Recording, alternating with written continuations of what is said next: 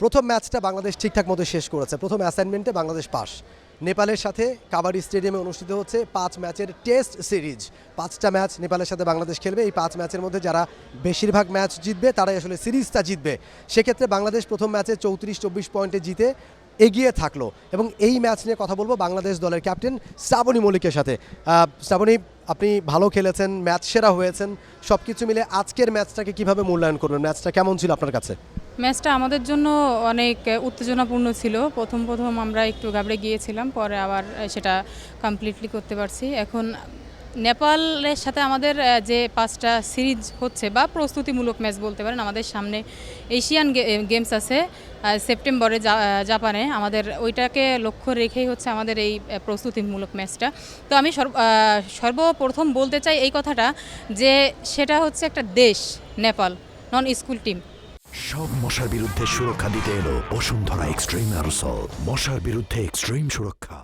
তো যেহেতু ওই নেপাল দেশের যে প্লেয়ারই আসুক না কেন, আমরা মনে করবো তারা দেশের হয়ে লড়তে এসেছে। কখনো কেউ হারতে আসে না, সবাই সবার সেরাটা দেওয়ার চেষ্টা করে বা সবাই চায় যে আমরা রেজাল্ট করি। তো আমরা সেই ক্ষেত্রে আমরা প্র্যাকটিস করেছি ভালো, আমাদের কোচরা ভালো প্রশিক্ষণ দিয়েছেন। তবে প্রথম ম্যাচটা আমাদের জন্য একটু টাফ ছিল, কারণ প্রত্যেকটা খেলোয়াড়রে যে আমরা কন্টিনিউ দেখছি এমন তো না, কারণ এক একজনের স্টাইল এক এক রকম থাকে। তো সেটা বুঝতে আমাদের একটু সময় লেগেছে, তারপর আমরা অনেক ভালো খেলেছি। আমাদের টিম কমিউনিকেশনটা একটু ভালো ছিল, আমরা যতটুকু মানে প্র্যাকটিসে দেখছি তার থেকে অনেক ভালো ছিল, যথেষ্ট সব কিছু মিলায়ে অনেক ভালো ছিল।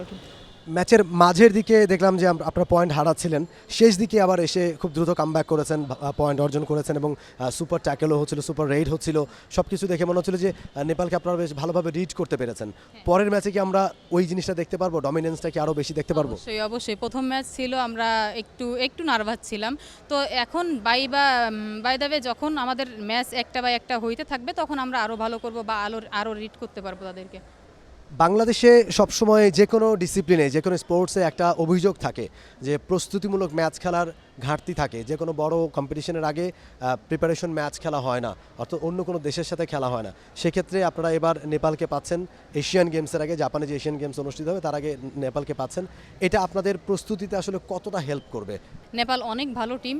নেপাল বলতে কি, আমরা চাইছিলাম যে ইন্ডিয়ার যে প্রদেশগুলো আছে আমরা সেইখানে প্রস্তুতিমূলক ম্যাচগুলো খেলতে চাইছিলাম, কিন্তু যেহেতু আমরা ভিসা পাইনি বা ভিসার সমস্যা ছিল, তার কারণে যাইতে পারিনি। আমরা নেপালকে এইখানে আনার চেষ্টা করেছেন এবং আমাদের সাধারণ সম্পাদক সফল হয়েছেন। তো আমরাও চাই যে এই ম্যাচটা খেলে আমরা ওদের থেকে অনেক কিছুই শেখার আছে, যেহেতু নেপাল হার্ড টিম, আগেও ওদের কাছে হেরেছি, ওদের সাথে খেলেছি। তো এদের থেকে আমাদের অনেক কিছুই শেখার আছে। তো বিগত যে আমাদের 4 ম্যাচ আছে, আমরা অবশ্যই তাদের থেকে ভালো কিছু নিতে পারবো। আপনাদের প্রিপারেশনের জন্য এই যে নেপাল এসেছে, আর কি কি প্রয়োজন বলে মনে করছেন? কোথাও কি কোনো ঘাটতি দেখছেন প্রিপারেশন বা ট্রেনিং নিয়ে? আমাদের শুধু ঘাটতি ছিল প্রস্তুতিমূলক ম্যাচ, কারণ আমরা প্রত্যেকটা গেমের আগে এরকম প্রস্তুতিমূলক ম্যাচ খেলতে পারি না। দেখেন, আমরা যারা ক্যাম্পে আছি তারা হয় বিজিবি, আনসার, পুলিশ, এর বাইরে কিন্তু ওরকম প্লেয়ার নাই। তো আমরা সেই ক্ষেত্রে একমাত্র বাইরের দেশের সাথে খেললে কি হয়, আমরা হচ্ছে আমাদের আগ্রহটা বেশি বাড়ে বা আমাদের মাঠে রাখলে একটা ভয় কাজ করে, সেই ভয়টা থাকে না প্রস্তুতিমূলক ম্যাচ যদি আমরা বাইরের দেশের সাথে খেলি। তো আমরা দেখতে চাই, এখন 4টা ম্যাচ আছে, আমরা সেটাও ভালো করতে চাই, দোয়া রাখবেন।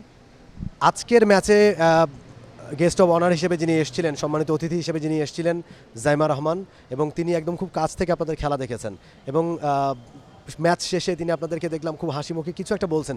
কি কথা বলছিলেন? আপনাদেরকে কি বলে ইন্সপায়ার করছিলেন? আমরা যখন ম্যাচ শুরু করছি তখন ওদিকে খেয়াল করিনি, প্রধানমন্ত্রী মেয়ে ওখানে উপরে ছিলেন, আমরা শুধু দেখছি যে উপরে ছিলেন, কিন্তু আমি গেমের দিকে ফোকাস দিয়েছিলাম বেশি, আমি বুঝতেই পারিনি যে উনি কখন ওখানে এসে বসছে। আমরা একটু ঘাবড়ে গিয়েছিলাম, তারপরে ওনাকে দেখে আমাদের উৎসাহটা আরও বেশি বেড়ে গেছে। তখন আমরা হাফ টাইমের পরে দেখবেন আমরা অনেক ভালো খেলেছি। যখন ওনার কাছে গেলাম তখন উনি বলল যে হ্যাঁ, তোমরা অনেক ভালো করেছো, আর আমি দেখে অনেক খুশি। আর তারপর হচ্ছে উনি নিজে থেকেই বলল যে আমরা একটা সেলফি নিতে চাই। অবশ্যই ম্যাম, কেন নয়। পরে এটাও উনি অবগত করলো যে আমাদের যে নেক্সট ম্যাচ আছে, আমরা বললাম আপনি অবশ্যই আসবেন। তো উনি বলল যে হ্যাঁ, আমি চেষ্টা করব, আমি না শুধু আমার ছোট ভাই বোন যারা আছে আমি তাদেরকে সহ হয়ে আসবো, সেটা বললেন। নিশ্চয়ই যদি উনি আসেন বা যে কথা আপনাদেরকে বলেছেন, অনেক বেশি উৎসাহিত হবেন আপনারা। অবশ্যই আমরা আরও বেশি উৎফুল্ল হয়ে গেম শেষ করার চেষ্টা করব।